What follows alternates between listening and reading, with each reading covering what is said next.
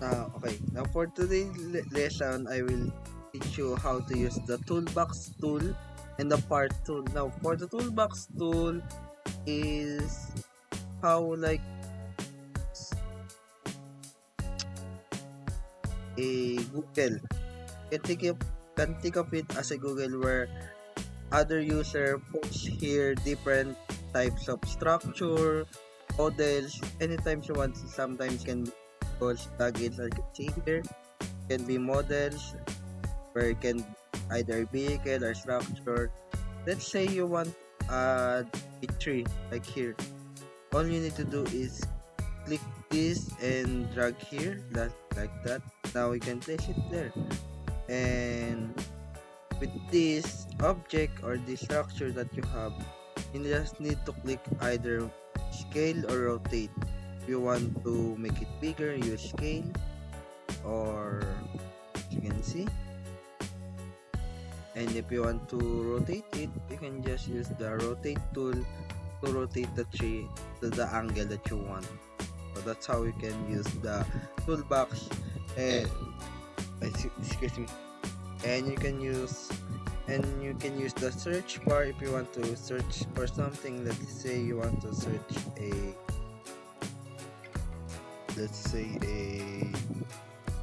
fire truck. Using the search bar, you can find a fire truck anywhere that you want and drag here from here. Sorry for the sounds, there's a car passing by. As you can see, there's a fire truck here that you can add, and you can either rotate it as much as you want, or you can either scale it to make it bigger much as you want, or make it smaller if you want to. So that's how you can use it. For the part tool is by you can add any type of shape that you want. You can add a block, a sphere, a wedge, or corner wedge or cylinder. Like here, you can add a block like there. You can make it bigger, want to make it taller, want to make a wall, you can use that. A sphere is if you want to add a design like here. Let's say you're making a watchtower, you can use this as design in the walls like that. As you can see, you can use different types of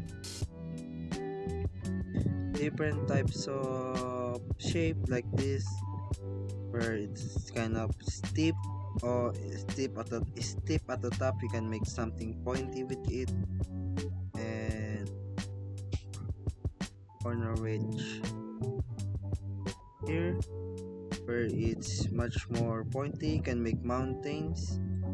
That's how pretty much I create mountains, or add some is the terrain tool and cylinders.